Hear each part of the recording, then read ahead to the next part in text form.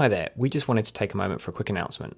One of the Working Class History team has started a new sister project, Working Class Literature, taking a radical look at fiction and culture.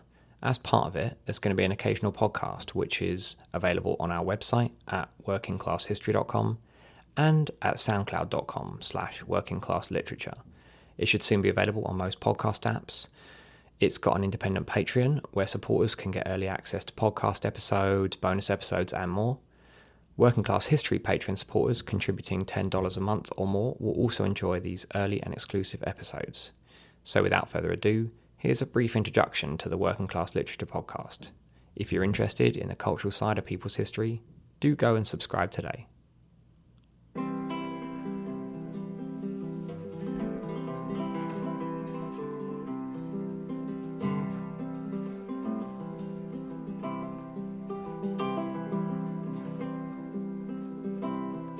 I'm as mild-mannered as can be, and I've never done them many. Take away all that the working class has given to English literature, and that literature would scarcely suffer. So said Virginia Woolf in her 1940 presentation to the Workers' Educational Association titled The Leaning Tower. Yet while her wider point about the exclusion of working class voices from literature is correct, her statement is nonetheless partially complicit in the very problem she's pointing out.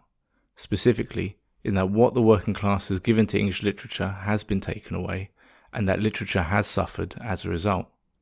By Woolf's time, literature had already seen the works of Stephen Duck, the 18th century thresher poet, various Chartist poets and novelists like Thomas Cooper and Thomas Martin Wheeler, as well as writers like Robert Tressel, Ethel Carney Holdsworth, and those around the proletarian literature movement of the 1930s.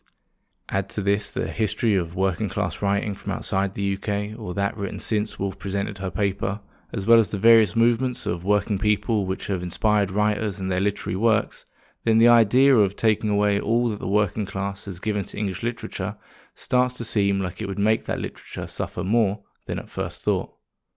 The aim of this podcast then is to draw out the contributions of working class people to literature, whether as writers or participants in movements which would later become literary events. We hope to boost long-neglected working-class writers and promote working-class literature not just as an area of study for its high standard of artistic craft, but also as a large and varied body of texts which should be read and enjoyed by more people than they currently are. We also want to open up the definition of what is generally considered working-class writing, which all too often is restricted to writing by straight white men, albeit from working class backgrounds.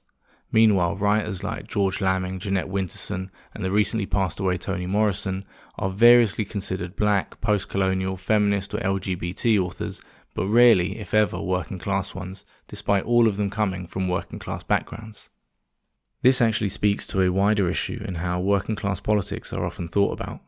Women's, LGBT and black liberation are considered identity politics, distracting and detracting from the real politics of working class unity, ignoring the existence of working class women's, LGBT and black liberation.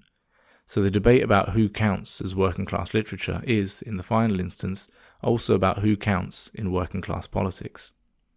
Working Class Literature is a sister project of the excellent Working Class History podcast. If you've never listened to that, then I highly recommend that you check out the links in the notes below, as it's a really great project that we're really proud of. We've interviewed people like Noam Chomsky, director of Peterloo, Mike Lee, as well as participants in struggles like the Stonewall riots, the Grunwick strike, and soldiers' resistance to the Vietnam War. As with that podcast, below each episode we're going to try to include links to further information and explanations of any people or issues which we didn't manage to fit into the actual episode.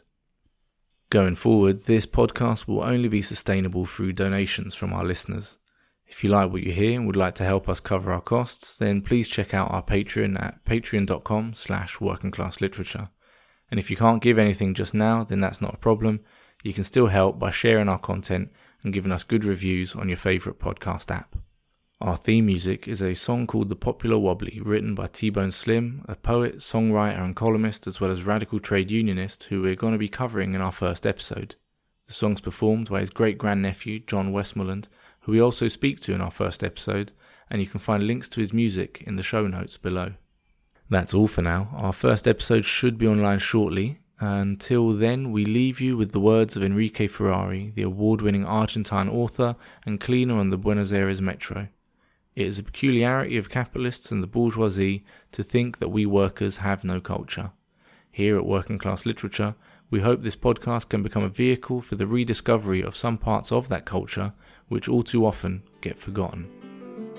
He was breathing rather hard when he saw my union card. He went wild, simply wild over